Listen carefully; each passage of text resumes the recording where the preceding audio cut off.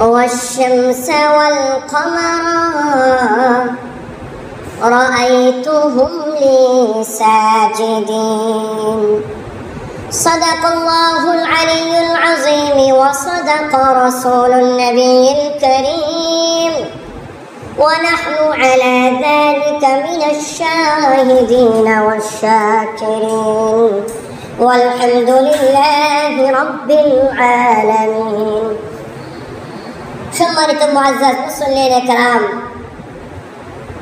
আমরা পবিত্র কোরআনুল কারীমের আলোচনার প্রারম্ভে মহান আল্লাহ পাক রব্বুল আলামিনের কৃতজ্ঞতা আদায় করে নেই যে মহান আল্লাহ তাআলা আমাদেরকে পবিত্র দিনে, পবিত্র জায়গায়, পবিত্র কাজে, পবিত্র মন মানসিকতা নিয়ে তিনি আমাদেরকে মসজিদে আসার জন্য, বসার জন্য তৌফিক দান করেছেন। এর জন্য বলি শুকরিয়া আলহামদুলিল্লাহ। হাজার কোটি লক্ষ গুণ দরুদ ও সালাম বর্ষিত জনাবে মুহাম্মদুর রাসূলুল্লাহ সাল্লাল্লাহু আলাইহি ওয়াসাল্লামের উপর। সম্মানিত মুআজ্জাজ মুসল্লিনে কেরাম, আমি আপনাদের সামনে পবিত্র কোরআনুল কারীমের 12 নম্বর পারার 12 নম্বর সূরার তেলাওয়াত করেছি, যে সূরার নাম হলো সূরা ইউসুফ। অর্থাৎ আল্লাহ পাক রব্বুল আলামিন যদি আমাকে তৌফিক দান করেন তাহলে ইনশাআল্লাহ আজকে আমি হযরত ইউসুফ আলাইহিস সালাতু ওয়াস সালাম এবং জুলেখা এবং ইয়াকুব আলাইহিস সালাতু ওয়াস সালাম এবং ইউসুফ নবীর ভাইদের সম্পর্কে আলোচনা করব। আল্লাহ তাআলা যদি তৌফিক দান করেন শুকরি বলেন আল্লাহুম্মা আমিন। সর্বপ্রথম আমরা জেনে নিব পবিত্র কোরআনে কারীমে 114টি সূরা আছে, তার মাঝে এটা হলো 12 নম্বর সূরা, 12 নম্বর পারা। সূরার নাম কি? সূরা ইউসুফ। এই সূরা নাজিলের কারণ কি, শানে নুজুল বা শানে ফুরুদ হলো বিশ্বনবী রাহমাতুল লিল আলামিন যখন মক্কার জমিনে তিনি নিজেকে নবী দাবি করলেন, ঠিক তখনই বিশ্বনবী রাহমাতুল লিল আলামিনের আত্মীয় স্বজন, পাড়া প্রতিবেশী, বন্ধু বান্ধব, পরিচিত মহল তথা গোটা মক্কার ভিতরে বিশৃঙ্খলা লাগিয়ে দিল কাফের এবং মুশরিকরা। ঠিক এমন মুহূর্তে আবু জাহেল বলতেছে মক্কার বড় বড় ইহুদি পণ্ডিতদেরকে যে আমার ভাতিজা মুহাম্মদ সে সত্যিকারের নবী কিনা সেটা আমি জানতে চাই, কিভাবে জানবো? ইহুদি পণ্ডিতরা বলল, আমরা আপনার ভাতিজা মুহাম্মদের কাছে একটি প্রশ্ন করতে চাই, সে প্রশ্নের উত্তর যদি দিতে পারে তাহলে বোঝা যাবে সে নবী, আর যদি না দিতে পারে তাহলে সে নবী না। আবু জাহেল বলতেছে চলো যাই। আবু জাহেল ওই সমস্ত ইহুদি পণ্ডিত সহ আরো কিছু ইহুদি মুশরিকদেরকে, গণ্যমান্য নেতৃত্ব স্থানীয় লোকদেরকে বিশ্বনবী রাহমাতুল লিল আলামিনের বাড়ির সামনে নিয়ে গেল, হাজির হলো। আবু জাহেল বিশ্বনবী রাহমাতুল লিল আলামিনের দরজার ভিতর গিয়ে টোকা দিতেছেন, মুহাম্মদ। নবীজি বললেন, কে, চাচা নাকি? আবু জাহেল বলতেছে, হ্যাঁ ভাতিজা আমি। নবীজি বলতেছেন, ভিতরে আসেন। আবু জাহেল বলেন, না, আমি ভিতরে আসার জন্য বসি নাই, আমি এসেছি বাহিরে কিছু সংখ্যক লোক আপনার জন্য অপেক্ষা করতেছে, তারা আপনাকে কিছু প্রশ্ন করবে। নবীজি বললেন, প্রশ্নগুলি কি আপনার পক্ষ থেকে? আবু জাহেল বলতেছেন, না, আমার পক্ষ থেকে না, আমি তো তোমার পক্ষে আছি, তুমি তো আমার ভাতিজা, আমি তো তোমার চাচা হই। এগুলি লোকেরা কি বলে সেটা শোনার জন্য আসো। বিশ্বনবী রাহমাতুল লিল আলামিন বের হলেন। বের হওয়ার পর ইহুদি পণ্ডিতদেরকে বললেন, আপনাদের কি প্রশ্ন করতে পারেন? ইহুদি পণ্ডিতরা বলতেছে, আমাদের একটি প্রশ্ন। প্রশ্নটি হলো, হযরত ইয়াকুব আলাইহিস সালাতু ওয়াস সালাম কানান থেকে সপরিবারে কেন মিশর গিয়েছিলেন এবং আপনি ইউসুফ জুলেখা সম্পর্কে কি জানেন, আমাদেরকে বিস্তারিত বলেন। নবীজি বললেন, তোমরা বাহিরে অপেক্ষা করো, আমি ঘর থেকে আসতেছি।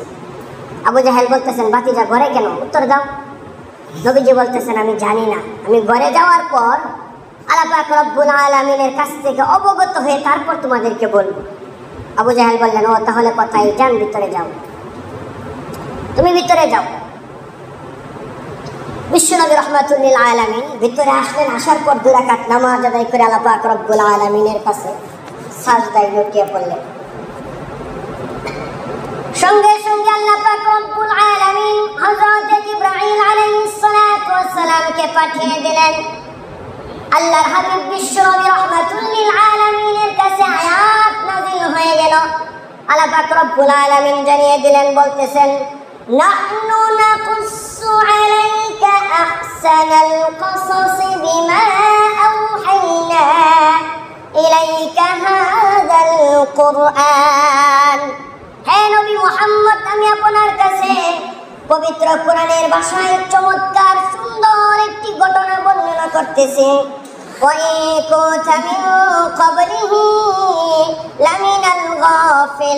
যে ঘটনা সম্পর্কে আপনি ইতিপূর্বে অবগত ছিলেন না। এখন একটি প্রশ্ন, কিছু কিছু আলেমরা, কিছু কিছু ভাইয়েরা বলে যে বিশ্বনবী রাহমাতুল্লিল আলামিন গায়েব জানে। কিন্তু কথা হলো, যদি গায়েব জানতেন তাহলে তো আল্লাহ কথা বলতেন না। আল্লাহ বলতেছেন এমন ঘটনা বর্ণনা করতেছি যে ঘটনা ইতিপূর্বে তুমি জানতে না। সুতরাং এই কথার দ্বারা বোঝা যাচ্ছে বিশ্বনবী রাহমাতুল্লিল আলামিন গায়েব জানতেন না। আল্লাহ তাআলা পবিত্র কোরআনে কারীমের একাধিক জায়গায় তিনি এই সম্পর্কে আলোচনা করেছেন। বিশেষ করে প্রসিদ্ধ আয়াত সূরা হাশরের শেষ 3 আয়াতে আল্লাহ তাআলা বলতেছেন হুয়াল্লাহুল্লাযী লা ইলাহা ইল্লা হু আলিমুল গায়ব ওয়াশ শাহাদা। আল্লাহ পাক রব্বুল আলামিন বলতেছেন গায়বের খবর একমাত্র আমি আল্লাহ জানি, আমি আল্লাহ ছাড়া আর কেউ জানে না। এই সম্পর্কে আরেকটি হাদিসের দিকে যদি আমরা যাই, বিশ্বনবী রাহমাতুল্লিল আলামিনের উপর আয়াত নাযিল হলো الذين ينفقون في السراء والضراء والكاظمين الغيظ والعافين عن الناس كمثل حبة। আয়াত নাযিল হলো। আয়াতের অর্থ হলো আল্লাহ পাক রব্বুল আলামিন বলতেছেন, তোমরা আমি আল্লাহকে যদি সাহায্য করো আমিও তোমাদেরকে সাহায্য করব। তোমরা যদি আমি আল্লাহ পাক রব্বুল আলামিনের রাস্তায় দান সদকা করো তাহলে আমি আল্লাহ পাক রব্বুল আলামিন অবশ্যই তোমাদেরকে দেখব। আল্লাহ বলতেছেন ইয়া আইয়ুহাল্লাযীনা আমানু হাল আদুকুম তিজারাতান, যদি তোমরা এই ব্যবসা করতে পারো তাহলে তোমরা লাভবান হবে। এই আয়াত যখন নাযিল হলো, নাযিল হওয়ার পর হযরত আবু বকর সিদ্দিক রাদিয়াল্লাহু তাআলা আনহু তিনি রাস্তা দিয়ে এক জায়গায় যাচ্ছেন। ইতিমধ্যে দুজন ইহুদিও যাচ্ছেন। ইহুদি আবু বকরকে দেখে খুশা দিয়ে বলতেছে তার পাশের ইহুদিকে যে শুনছো নাকি আবু বকর আর মুহাম্মদের আল্লাহ নাকি গরিব হয়ে গেছে, মানুষের কাছে টাকা চাই, ভিক্ষা চাই। বলেন নাউজুবিল্লাহ। আল্লাহ পাক রব্বুল আলামিন নাকি বলতেছে তাদের আল্লাহ নাকি বলে যে আল্লাহকে দান করার জন্য, দান সদকা করার জন্য, তাহলে আল্লাহ নাকি তাদেরকে দিবেন। সুতরাং বোঝা যাচ্ছে মুহাম্মদের আল্লাহ ফকির হয়ে গেছে। নাউজুবিল্লাহ। এই কথা শোনার পর হযরত আবু বকর সিদ্দিক রাদিয়াল্লাহু তাআলা আনহু কষে একটা চটকনা মারলেন ইহুদিকে। এই বেয়াদব, কি বললে তুই? চটকনা খাওয়ার পর ইহুদি আবু বকরের সাথে আর কোনো কথা না বলে সরাসরি চলে গেল বিশ্বনবী রাহমাতুল্লিল আলামিনের দরবারে। যাওয়ার পর নবীজিকে বলতেছে, হে নবী মুহাম্মদ, আপনার সাহাবী আবু বকর আমাকে থাপ্পড় মেরেছে, বিচার চাই। নবীজি বলতেছে বসো। আবু বকর থাপ্পড় দেয়নি, থাপ্পড় দিয়েছে উমরে। আবু বকর থাপ্পড় দেওয়ার মানুষ না, উমর থাপ্পড় মারে, কথায় কথায় রাগ উঠে যায়। দুই ইহুদি বলতেছে না, থাপ্পড়টা আবু বকরই দিয়েছে। নবীজি বলতেছে না, তোমরা কোথাও ভুল করতেছো, থাপ্পড় দিয়েছে উমরে। ইহুদিরা আবার বলতেছে না নবী মুহাম্মদ, আমরা শিওর আজকের থাপ্পড়টা আবু বকরই দিয়েছে, উমর দেয় নাই। ইতিমধ্যেই আবু বকর চলে আসলো নবীজির দরবারে। নবীজি বললেন কি হয়েছে আবু বকর? আবু বকর রাদিয়াল্লাহু তাআলা আনহু বলতেছেন থাপ্পড় উমরে না, ইয়া রাসূলুল্লাহ সত্যিকারে আমিই দিয়েছি। নবীজি বললেন আবু বকর ঠান্ডা মানুষ, থাপ্পড় মারলো, নিশ্চয়ই কোনো কারণ আছে। আবু বকরকে নবীজি প্রশ্ন করলেন কেন থাপ্পড় দিলা? আবু বকর বলতেছে তারা যেহেতু বিচার নিয়ে আসছে তাহলে তাদের কাছে জিজ্ঞেস করেন থাপ্পড় দেওয়ার কারণ কি। নবীজি বললেন ইহুদিরা কেন থাপ্পড় মারলো? ইহুদিরা বলতেছে কোনো কথা নাই, কোনো বার্তা নাই, আমরা আবু বকরকে দেখিও নাই, কিচ্ছু নাই, আমরা চুপ করে যাচ্ছি, হঠাৎ করে আবু বকর থাপ্পড় মারলো। কত বড় মিথ্যা কথা। আবু বকরকে জিজ্ঞেস করলেন তুমি হঠাৎ করে শুধু শুধু কারণ ছাড়াই থাপ্পড় মারলে? আবু বকর বলল না ইয়া রাসূলুল্লাহ, এই কারণ, তারা আল্লাহকে ফকির বলেছে দেখে থাপ্পড় দিয়েছে। নবীজি ইহুদিকে জিজ্ঞেস করলেন তুমি আল্লাহর ব্যাপারে এই কথা বললা কেন? ইহুদি বলল আমি আল্লাহর ব্যাপারে এই কথা বলি না, আমার সাক্ষী হলো আমার পাশের বন্ধু। এই আরেকজন ইহুদি ছিল, সে সাক্ষী দিল হে নবী মুহাম্মদ, আমার বন্ধু কিচ্ছু বলে নাই, আবু বকরের সব দোষ, আন্তাজি শুধু শুধু থাপ্পড় মারছে, বিচার করেন। বিশ্বনবী রাহমাতুল্লিল আলামিন বললেন ইহুদি তার সাক্ষ্য নিয়ে আসছে। আবু বকর তোমার ব্যাপারে কে সাক্ষ্য বলো? আবু বকর বলতেছে ইয়া রাসূলুল্লাহ তখন কেউ ছিল না, সুতরাং আমার ব্যাপারে কেউ সাক্ষী নেই, একমাত্র আল্লাহ ছাড়া, আল্লাহ নিজেই সাক্ষী ছাড়া আর কেউ সাক্ষী নেই। নবীজি বলতেছেন আল্লাহ তো আর এখন সাক্ষী দিতে আসবে না, সুতরাং শাস্তি তোমাকে দেওয়া হবে, কিচ্ছু করার নেই, যেহেতু তোমার পক্ষে সাক্ষী নেই। নবীজি সাল্লাল্লাহু আলাইহি সাল্লাম ফয়সালা দিয়ে দিলেন, ইহুদি তুমিও থাপ্পড় দিয়ে দাও। এমন সময় আকাশ থেকে জিব্রাইল চলে আসলো, ইয়া রাসূলুল্লাহ ইয়া হাবিবাল্লাহ, আপনার আবু বকরের ব্যাপারে আমার আল্লাহ নিজে সাক্ষ্য দিচ্ছেন আবু বকর নির্দোষ। আল্লাহু আকবার, চিন্তা করার কথা। তো ওটা আমার বিষয় না, আমি যেটা বলতেছিলাম যে নবীজি যদি জানতেন গায়েব তাহলে তো কেন বুঝতে পারতেন ঘটনা কি হয়েছে, কে দোষী। এছাড়াও আরো অনেক দলিল আছে নবীজি গায়েব জানে না। যে ব্যক্তি বলবে নবীজি গায়েব জানে, সে পবিত্র কোরআনে কারিমের একটি নয় দুটি নয় একাধিক আয়াত অস্বীকার করার কারণে সে কাফের হয়ে যাবে। নবীজি শুধুমাত্র সেটাই জানে যেটা আল্লাহ পাক জানিয়েছেন। আচ্ছা, ওইদিকে আমার যাওয়ার বিষয় না। এখন আমি ইউসুফ এবং ইউসুফের ভাই ইয়াকুব, ইব্রাহিম এবং জুলেখার দিকে প্রবেশ করতেছি। আল্লাহ পাক রব্বুল আলামিন এই ইউসুফ এবং জুলেখার ঘটনা বর্ণনা করার আগে তিনি একটি কথা বলতেছেন। কথাটা কি? অনেক মানুষ বলতে পারেন যে ইউসুফ এবং জুলেখার ঘটনা শুনে, তার ভাইদের ঘটনা শুনে আমাদের কি হবে? নামাজ রোজা হজ যাকাত এগুলি ওয়াজ করেন হুজুর। নামাজ রোজা হজ যাকাত সম্পর্কে তো প্রতি জুমায় হজ আমরা ওয়াজ করি এবং করবো ইনশাল্লাহ। তবে এই কি হবে, এই ঘটনা শুনে কি হবে, কি হবে উত্তর আল্লাহ পাক রব্বুল আলামিন নিজেই দিচ্ছেন। আল্লাহ তাআলা বলেন, লাকাদ কানা ফি ইউসুফা ওয়া ইখওয়াতিহি আয়াতুল লিসাইলিন। আল্লাহ পাক রব্বুল আলামিন বলেন অবশ্যই অবশ্যই অবশ্যই, তিনি এখানে অবশ্যই অবশ্যই ব্যবহার করতেছেন। আল্লাহ বলতেছেন অবশ্যই অবশ্যই ইউসুফ এবং তার ভাইদের ঘটনার ভিতর, জুলেখার ঘটনার ভিতর অবশ্যই অবশ্যই এখানে উপকার রয়েছে, এখানে জ্ঞানীদের জন্য নিদর্শন রয়েছে। সুতরাং এ কথা বলার কারো শোভা পায় না যে ইউসুফ জুলেখার ঘটনা শুনে কি হবে। আল্লাহ নিজে বলতেছেন এখানে উপকার আছে, জ্ঞানীদের জন্য এখানে শিক্ষা আছে। তাহলে আপনি আমি এই কথা বলতে পারবো না এই ঘটনা শুনে কি হবে। আচ্ছা, কি শিক্ষা আছে? চলেন ভিতরের দিকে যাই। আল্লাহ তাআলা বলতেছেন ওয়াইদ ক্বালা ইউসুফ, হে নবী স্মরণ করুন ইউসুফের ঘটনা। এটা বলে আল্লাহ পাক রব্বুল আলামিন এই ঘটনা শুরু করে দিচ্ছেন। অর্থাৎ আল্লাহ পাক রব্বুল আলামিন সূরা নাজিল করে দিলেন।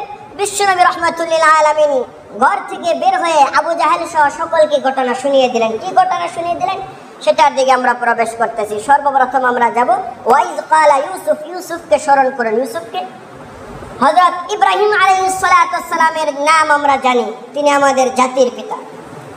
হযরত ইব্রাহিম আলাইহিস সালাতু ওয়াস সালামের একজন ছেলে ইসহাক, তিনি একজন নবী। ইসহাকের আরেকজন ছেলে ইয়াকুব, তিনিও একজন নবী। সেই ইয়াকুব নবীর একজন ছেলের নাম ইউসুফ, তিনিও নবী। অর্থাৎ ইউসুফ নবীর বাবাও নবী, দাদাও নবী, তার পর দাদাও নবী। এভাবে অনেকগুলি নবী আল্লাহ পাক রব্বুল আলামিন এক সিরিয়ালে দিলেন। হযরত ইয়াকুব আলাইহিস সালাতু ওয়াস সালামের 12 জন সন্তান, এই ইউসুফ নবী সহ, বিনিয়ামিন সহ আরো 10 জন। হযরত ইয়াকুব আলাইহিস সালাতু ওয়াস সালাম, এটা হলো ইউসুফ নবীর বাবার নাম ইয়াকুব। হযরত ইয়াকুব আলাইহিস সালাতু ওয়াস সালাম, তার দুজন দাসী ছিল, দুজন দাসী থেকে বাচ্চা হয়েছে এবং বিবাহ করেছে। এই প্রথম স্ত্রী ঘর থেকে হযরত ইউসুফ এবং তার আপন ভাই বিনিয়ামিন হয়েছে। এই মোট 12 জন সন্তান হয়েছে। তারপর দেখা যাচ্ছে দাসীগুলিও মারা গেছে এবং ইউসুফ নবীর যে মা ছিল তিনিও মারা গেছে। মারা যাওয়ার পর ইউসুফ নবীর খালাকে, যার নাম ছিল রাহেলা, সেই রাহেলাকে ইয়াকুব আলাইহিস সালাতু ওয়াস সালাম বিবাহ করলেন।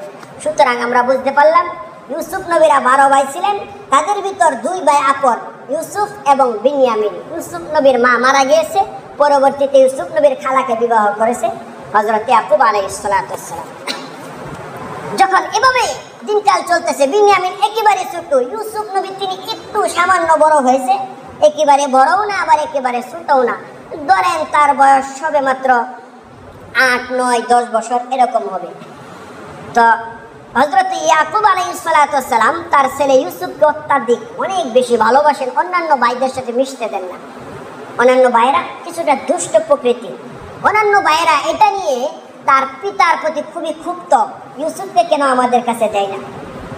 হঠাৎ করে একদিন সকালবেলা ঘুম থেকে উঠে হযরত ইউসুফ আলাইহিস সালাতু ওয়াস সালাম তার পিতাকে বলতেছেন, وَإِذْ قَالَ يُوسُفُ لِأَبِيهِ يَا أَبَتِ إِنِّي রাআইতু আহাদা আশারা কাওকাবান ওয়াশ-শামসা ওয়াল-কমারা রাআইতুহুম লি সাজিদিন।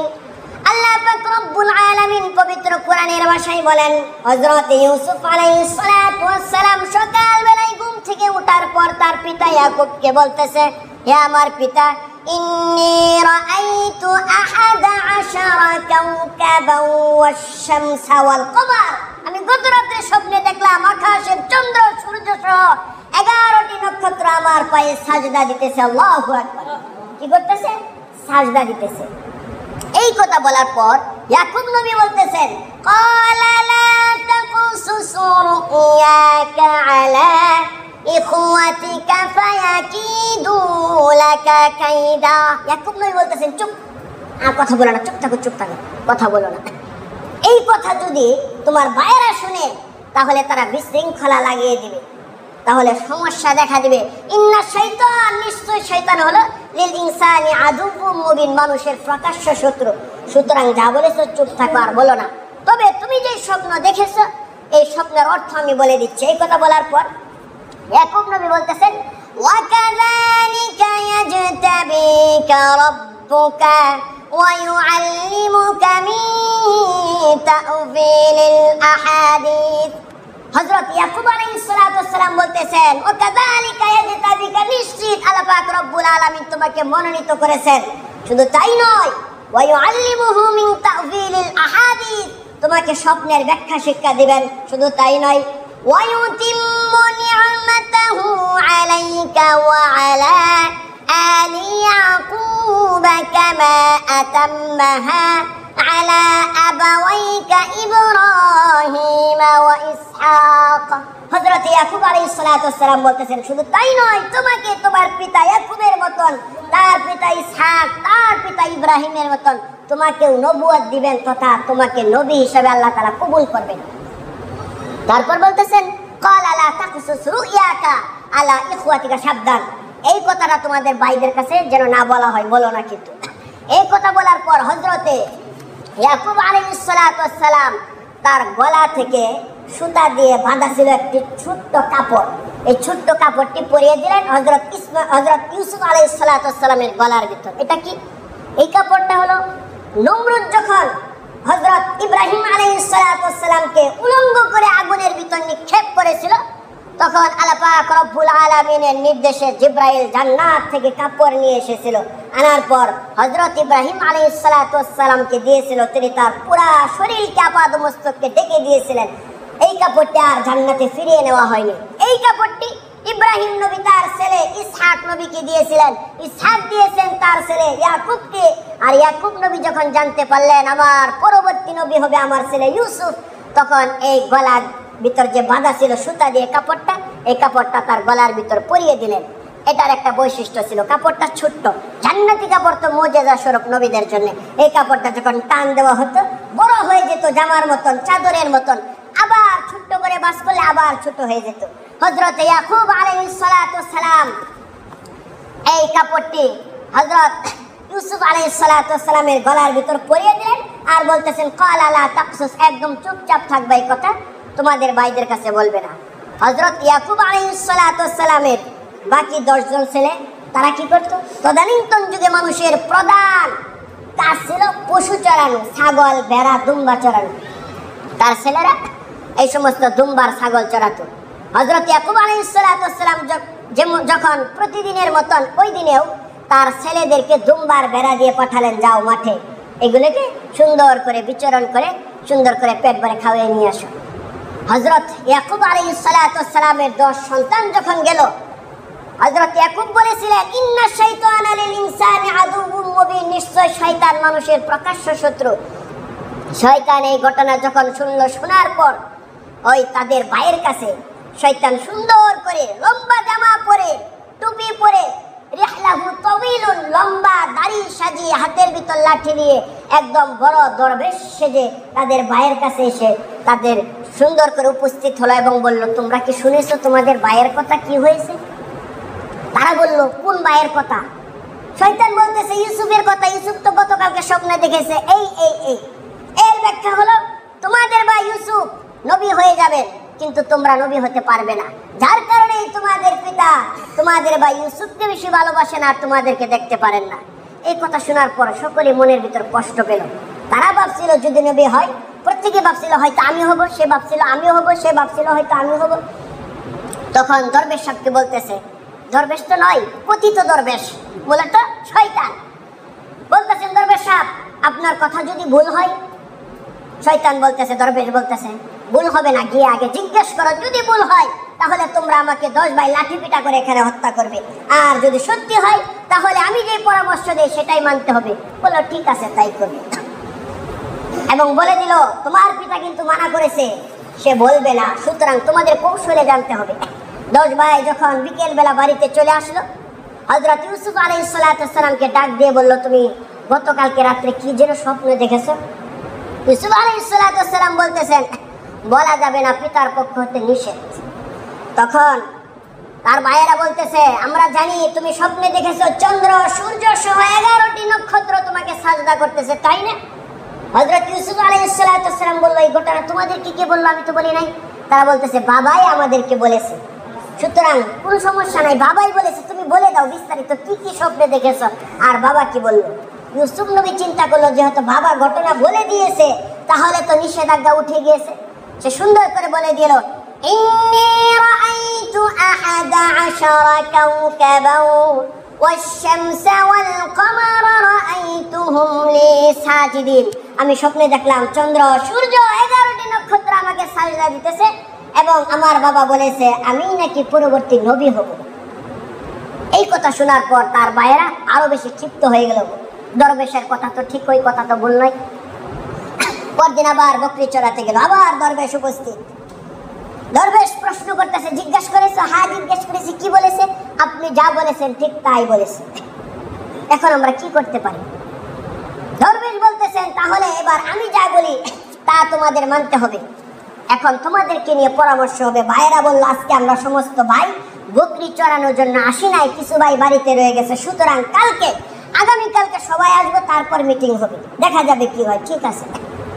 তার ভাইয়েরা বিকেল বেলায় চলে গেল। যাওয়ার পর 10 ভাইদেরকে প্রত্যেকে বললো আগামীকালকে মিটিং আছে ওই জঙ্গলের ভিতর, যখন আমরা পশু চড়াতে যাব মিটিং হবে। মিটিং এর বিষয়বস্তু হবে লা ইউসুফু আখুহু আহাব্বু ইলা আবিনা মিন্না ওয়া নাহনু উযবা ইন্না বানা লাফি দালালিন মুবিন। মিটিং এর বিষয়বস্তু হলো ইউসুফ এবং তার ভাইকে আমাদের পিতা অত্যাধিক বেশি মহব্বত করে, ভালোবাসে আমাদের চেয়ে। ইন্না বানা লাফি দালালিন মুবিন, নিশ্চয় নিঃসন্দেহে আমাদের পিতা স্পষ্ট গুমরাহির ভিতর আছে। নাউজুবিল্লাহ বলেন। এই সম্পর্কে ইউসুফ সম্পর্কে পরামর্শ হবে। ঠিক আছে তাই করা হবে। পরদিন 10 ভাই গিয়ে উপস্থিত, দরবেশ সাহেব উপস্থিত। তারা ভাবতেছে কি করা যায়। এক ভাই দাঁড়িয়ে বলতেছেন নিশ্চয় আমাদের পিতা আমাদের সাথে অবিচার করে। কি অবিচার? লা ইউসুফু আখুহু আহাব্বু ইলা আবিনা মিন্না ওয়া নাহনু উযবা, আমাদের চেয়ে আমরা 12 ভাই, এক বাপের সন্তান, কিন্তু বাবা আমাদের 10 ভাইয়ের থেকে তার ইউসুফ এবং তার যে ভাই আছে ইউসুফের বিনিয়ামিন তাদেরকে অত্যাধিক ভালোবাসে। ইন্না বানা লাফি দালালিন মুবিন, নিশ্চয় আমাদের পিতা স্পষ্ট গুমরাহির ভিতর আছে, আমাদের দিকে তার কোনো খেয়াল নেই। এখন আমরা কি করতে পারি? শয়তান তাদেরকে পরামর্শ দিতেছেন, বুদ্ধি দিতেছেন, বলতেছেন উকতুলু ইউসুফ, ইউসুফকে হত্যা করে ফেলো তোমরা। আও ইতরাহুহু আরদান ইয়াখলু লাকুম, অথবা তাকে এমন অন্য কোনো জায়গাতে তোমরা ফেলে চলে আসো। যদি ফেলে চলে আসতে পারো তাহলে কি হবে? এক ভাই বলতেছে তাহলে কি হবে আমাদের উপকার? শয়তান বলতেছে ওয়াজহু আবিকুম, তাহলেই তোমাদের পিতার দৃষ্টি তোমাদের দিকে ফিরবে। ইউসুফ যখন থাকবে না তোমাদেরকে তোমার পিতা অত্যাধিক বেশি ভালোবাসবে। ওয়াজহু আবিকুম, তোমাদের পিতার চেহারা তোমাদের দিকে ফিরবে, এজন্যই তোমরা এটা করতে পারো। এক ভাই দাঁড়িয়ে বলতেছে যদি এটা করি তাহলে তো আমরা নবীদের সন্তান, আমরা গুনাহগার হয়ে যাব। হত্যা যদি করি এই হত্যার পাপ নিয়ে আমরা নবীর সন্তান হয়ে বেঁচে থাকতে হবে, সুতরাং এটা করা যাবে না। শয়তান যুক্তি দিতেছে পাপ থাকবে না তোমাদের। কিভাবে? শয়তান বলতেছে ওয়াতাকুনু মিন বাদিহি কওমান সালিহিন, হত্যা করার পর তওবা করে একবারে তোমরা খাঁটি দিলের মুত্তাকি হয়ে যাবে, সালিহিন বান্দা হয়ে যাবে। চিন্তা করেন কত নাম্বার বাটপারি। শুধু তাই নয়, শয়তান বলতেছে আল্লাহ পাক রব্বুল আলামিন তওবাকারীকে পছন্দ করেন। আর তাইবু মিনাজ যামবি কামাল্লা জানবালা, তওবাকারী যদি তওবা করে এমন অবস্থা হয় সে যেন নিষ্পাপ। সুতরাং শয়তান তাদেরকে পরামর্শ দিল ওয়াতাকুনু মিন বাদিহি কওমান সালিহিন, তারপর তোমরা তওবা করে আল্লাহ পাক রব্বুল আলামিনের কাছে খাঁটি বান্দা হয়ে যাবে। মাঝখানে ওয়াজহু আবিকুম, তোমাদের পিতা তোমাদেরকে ভালোবাসবে, ইউসুফা হত্যা হয়ে যাবে, মাঝখানে তোমাদের শুধু উপকার আর উপকার। আচ্ছা দেখেন, বর্তমান সমাজে আমরা অনেকে মনে করি যে আমরা অনেকদিন পর্যন্ত নামাজ না পড়ে বা এবারে রোজা না রেখে বা আমরা যৌবন বয়সে পাপাচার করে বৃদ্ধ বয়সে বা কোনো একটা সময় তওবা করে খাঁটি বান্দা হয়ে যাব, নামাজি হয়ে যাব। ভাবি না এই বুদ্ধিটা সর্বপ্রথম কে দিয়েছিল? শয়তান দিয়েছিল। এটা হলো শয়তানি বুদ্ধি যে এখন পাপ করতে থাকি, পরবর্তীতে তওবা করে ভালো হয়ে যাব। শয়তান যখন এই কথা বললো যে তোমরা ওয়াতাকুনু মিন বাদিহি কওমান সালিহিন, পরে তওবা করে ভালো হয়ে যাও, তারা চিন্তা করলো হ্যাঁ তাহলে আমরা ঠিক আছে তাই করব। তাদের মধ্য থেকে একজন ভাই বলতেছেন লা তাকতুলু ইউসুফ, ইউসুফকে হত্যা করার দরকার নাই, আমরা অন্য কোনো কিছু করি। নয় ভাই উত্তেজিত হয়ে বলল তুমি যদি ইউসুফের পক্ষে কথা বলো তাহলে তোমাকে সহ হত্যা করব ইউসুফের সাথে। সব ভাই তো একরকম হয় না, কোনো কোনো ভাই অন্যরকম হয়। তো একজন ভাইয়ের ইউসুফের প্রতি টান ছিল, সে বলতেছে লা তাকতুলু ইউসুফা, ইউসুফকে হত্যা করার দরকার নাই। নয় ভাই বলতেছে যদি তুমি বাধা দাও তাহলে ইউসুফের সাথে তোমাকে সহ হত্যা করবো। বলতেছে আচ্ছা থাক তাহলে আর কোনো কথা বললাম না, তোমাদের যা মনে আছে তাই করো। তারা আবার চলে গেল বাড়িতে সন্ধ্যাবেলায়। তাদের ভিতর পরামর্শ হচ্ছে বাবা তো ইউসুফকে দিবে না আমাদের সাথে আনার জন্য, কিভাবে আনতে পারি। বাবার কাছে গেল, বিভিন্ন ছল ছাত্র করে করে বাবাকে বলতেছে আরসিলহু মা'ানা গাদান ইয়ারতা ওয়া ইয়ালআব ওয়া ইন্না লাহু লাহাফিজুন, বাবা আগামীকালকে আমরা আমাদের বা ইউসুফকে আমাদের সাথে মাঠে নিয়ে যেতে চাই বকরি চড়ানোর জন্য। ওই জায়গায় প্রশস্ত সুন্দর মাঠ আছে, সে খেলাধুলা করবে, সে আনন্দিত হবে। আরসিলহু মা'ানা গাদান ইয়ারতা ওয়া ইয়ালআব ওয়া ইন্না লাহু লাহাফিজুন, এবং আমরা নিজেরা তার হেফাজতকারী হব, পাঠাও। বাবা বলতেছে ক্বালা ইন্নী লা ইয়াহজুনুনি আন তাযহাবু বিহি, না তার যাওয়ার ব্যাপারে আমার ভয় হয়, আমি ভয় পাই, আমি পাঠাবো না তাদেরকে, ইউসুফকে পাঠাবো না। তার বাইরা বলতেছে ক্বালু ইয়া আবানা মা লাকা লা তা'মান্নু আলা ইউসুফা ওয়া ইন্না লাহু লানাসিহুন, আপনি কি আমাদের ব্যাপারে ভয় পান? অথচ ইউসুফ আমাদের ভাই, আমরা 10 জন ভাই, আমরা কি ইউসুফের ক্ষতি করে ফেলবো? কখনো নয়, আমরা ইউসুফের ভাই, আমরা ইউসুফকে জীবন দিয়ে হয়ে রক্ষা করবো, আমরা তার কল্যাণকামী, আমরা তার ক্ষতি চাই না, সুতরাং আমরা তাকে নিয়ে যেতে চাই। হযরত ইয়াকুব আলাইহিস সালাতু ওয়াস সালাম সিদ্ধান্ত জানিয়ে দিলেন না, নেওয়া যাবে না। ইন্নী লা ইয়াহজুনুনি, আমি ভয় পাই, এই ব্যাপারে আমি তোমাদেরকে দেব না। পরদিন আবার ছেলেরা বলতেছে আরসিলহু মা'ানা গাদান ইয়ারতা ওয়া ইয়ালআব ওয়া ইন্না লাহু লাহাফিজুন, না বাবা তাকে খেলাধুলা করার জন্য আমাদের সাথে দিতেই হবে, আমাদেরকে ভয় পেয়ে লাভ নাই, আমরা তো আপনারই সন্তান, ইউসুফের ভাই। ইয়াকুব নবী চিন্তা করলেন যে কি করা যায়। হযরত ইয়াকুব আলাইহিস সালাতু ওয়াস সালাম বলতেছেন ওয়া আখাফু আইয়াকুলাহু যিবু ওয়া আনতুম আনহু গাফিলুন, আমার ভয় হয় তোমাদের ব্যাপারে নয়, শুধু আমি যদি আমার সন্তানকে পাঠাই তাহলে ভাগে খেয়ে ফেলতে পারে, ওয়া আনতুম আনহু গাফিলুন, আর তোমরা তার থেকে গাফেল থাকবে, তখন আমার অবস্থা কি হবে, আমার ইউসুফকে যদি খেয়ে ফেলে, সুতরাং আমি দিতে পারবো না। তার ভাইরা বলতেছে ক্বালু লা ইন আকালাহু যিবু ওয়া নাহনু উযবাতুন ইন্না ইযাল লাখাসিরুন, আমাদের সাথে যাবে আমরা 10টা ভাই নওজোয়ান শক্তিধর থাকতে থাকতে আমাদেরকে রেখে যদি আমাদের ভাইকে বাঘে খেয়ে ফেলে তাহলে আমরাই তো ক্ষতিগ্রস্ত, অসম্ভব, আমরা এক একটা ভাই বাঘের সাথে লড়াই করতে প্রস্তুত, শক্তিবান, কখনো নয়, বাঘ আমাদের কাছ থেকে নিতে পারবে না, দাও। বাবা বলতেছেন ক্বালা ইন্নী লা ইয়াহজুনুনি আন তাযহাবু বিহি, এগুলি ভয়ের জন্য আমি দিতে চাচ্ছি না। সন্তানেরা বলতেছেন বাবা শুধু তাই নয়, তুমি এখন বৃদ্ধ হয়ে গেছো, তুমি যদি মারা যাও আর ইউসুফ যদি রাস্তাঘাট কোনো কিছু না চিনে তাহলে তার ভবিষ্যৎ কিভাবে কাটবে, কিভাবে চিনবে? আমাদের সাথে পাঠালে সে রাস্তাঘাট সবকিছু চিনবে, তার জীবনটা সুন্দরভাবে চলবে। বাবা চিন্তা করলো দুটা দিক, 1 নাম্বার সন্তানদেরকে বারবার ফিরিয়ে দিচ্ছি, পরে যদি আবার তারা রাগের বসে একটা কিছু করে ফেলে, সুতরাং না, ঠিক হবে না, তাদের সাথে দিই। 2 নাম্বার যুক্তি তো ঠিক, যদি আমি মারা যাই আমার সন্তান তো কিচ্ছু চিনে না ঘর ছাড়া, সুতরাং বাহিরে গেলে বাহিরের পরিবেশটা চিনবে, সুন্দর করে সে চলাফেরা করতে পারবে। বললো ঠিক আছে তোমাদের সাথে দিলাম, তবে আমার মনের ভেতর কিন্তু ভয়, আখাফু আইয়াকুলাহু যিব, যদি তাকে বাঘে খেয়ে ফেলে আমার সন্তানকে দেখে রেখো।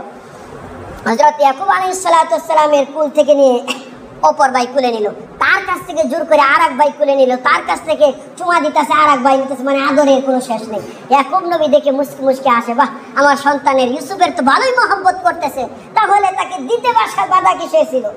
হযরত ইয়াকুব আলাইহিস সালাতু ওয়াস সালাম বলতেছেন বাবারা খুব তাড়াতাড়ি নিয়ে আসবে আমার ইউসুফকে, বেশিক্ষণ দেরি করো না।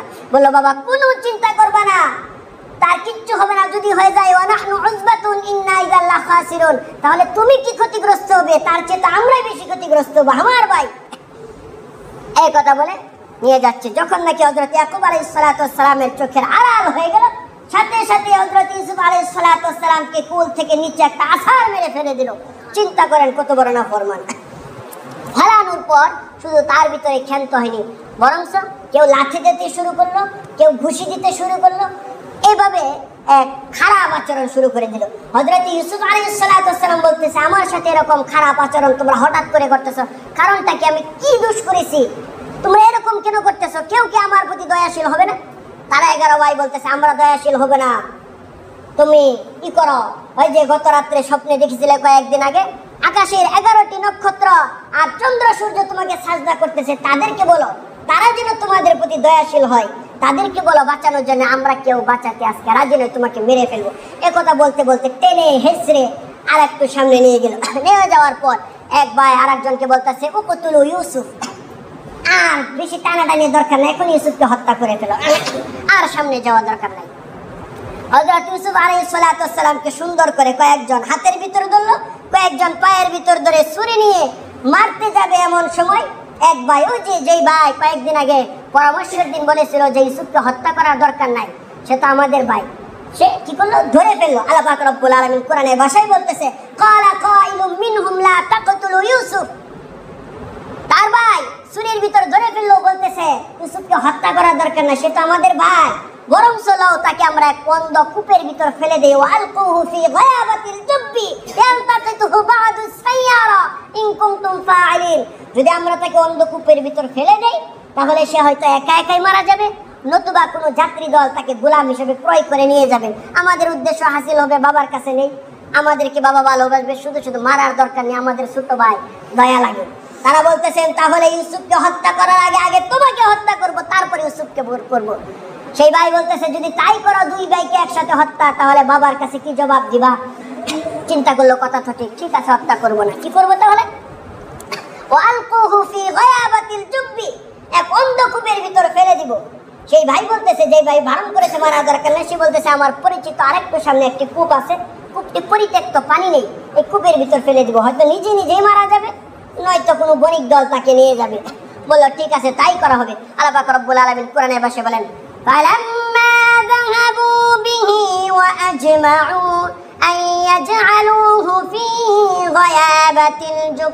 আল্লাহ পাক রব্বুল আলামিন বলেন, হযরত ইউসুফ আলাইহিস সালাতু ওয়াস সালামের ভাইয়েরা যখন তারা হত্যা থেকে বিরত হয়ে কূপের ভিতর ফেলে দেওয়ার জন্য প্রত্যেকেই একমত হলো, তখন তারা তাকে নিয়ে গেল কূপের কাছে।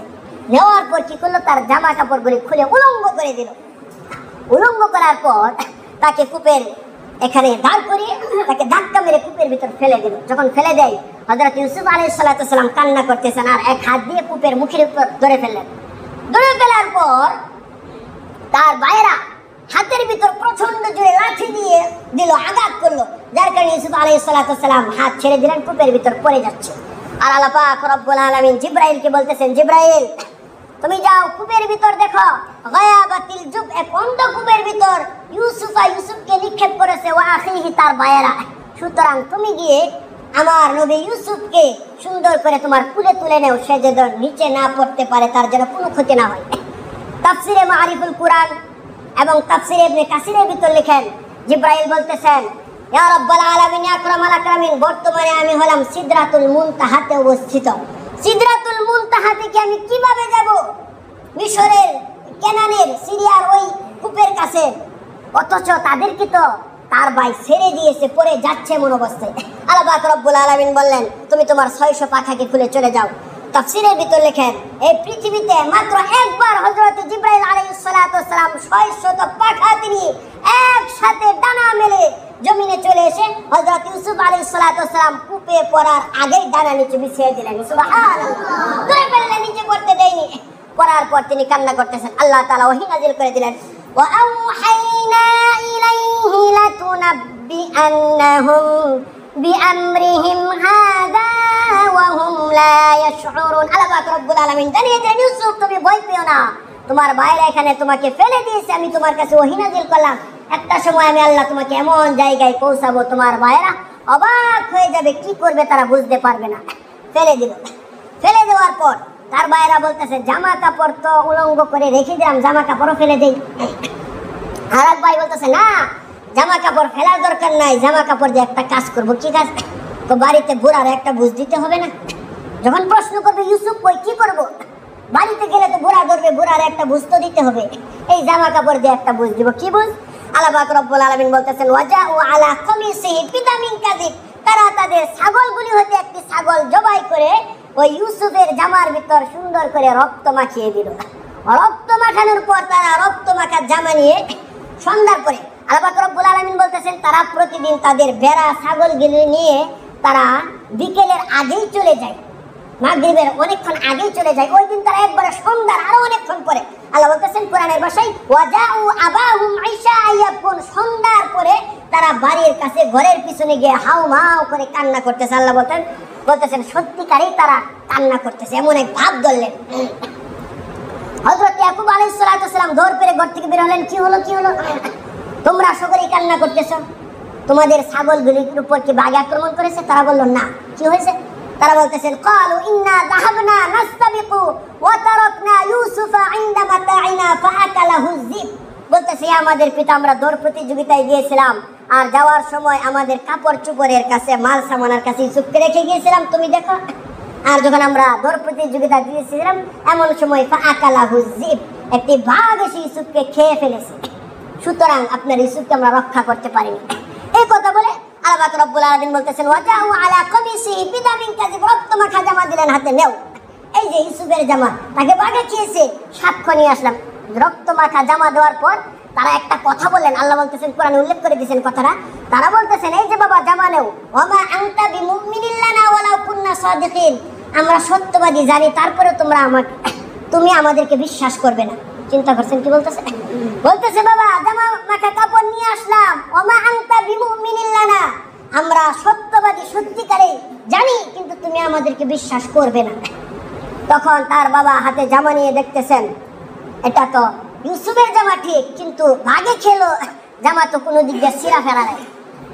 তখন ইয়াকুব আলাইহিস সালাতু ওয়াস সালাম বলতেছেন বাবা কেমন ভদ্র ভাগে আমার ছেলেকে খাইলো, আমার ইউসুফকে খাইলো ঠিকই, জামা থেকে বের করলো কিন্তু জামার বোতামও খুললো না, জামাও ছিঁড়া না, তাহলে কিভাবে খাইলো? তারা হতভম্ব পড়ে গেল। আল্লাহ পাক রব্বুল আলামিন বলতেছেন ইয়াকুব আলাইহিস সালাতু ওয়াস সালাম বলতেছেন ক্বালা বাল সাওয়ালাত লাকুম আনফুসুকুম, আমি জানি নিশ্চয় এটা তোমাদের সাজানো একটি নাটক, আমার ছেলেকে বাঘে খাইনি, সুতরাং এই বিচার আমি কার কাছে দিব? আমি তো নিজেই বিচারক, আমি নিজেই বিচার করি। এখন একজন ছেলের জন্য তোমাদের প্রত্যেককে হত্যা করা দরকার, একজন ছেলের জন্য 10 জন ছেলে তোমাদেরকে হত্যা করলে আমারই কষ্ট লাগবে। আর আমি যদি আল্লাহর কাছে তোমাদের জন্য দোয়া করি তাহলে আল্লাহর গজবে তোমরা প্রত্যেকে ধ্বংস হয়ে যাবে। সুতরাং আমার কোনো কিছু বলারও নাই, কোনো কিছু সহ্য করার নাই,